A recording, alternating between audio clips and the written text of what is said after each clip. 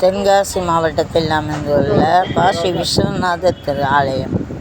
ஆலயத்தின் வெளிப்புறம் முன்வாசல். தென்காசி மாவட்டத்தில் அமைந்துள்ள காசி விஸ்வநாதர் திரு ஆலயம் கோபுரம். நன்றி, வணக்கம். நவலர்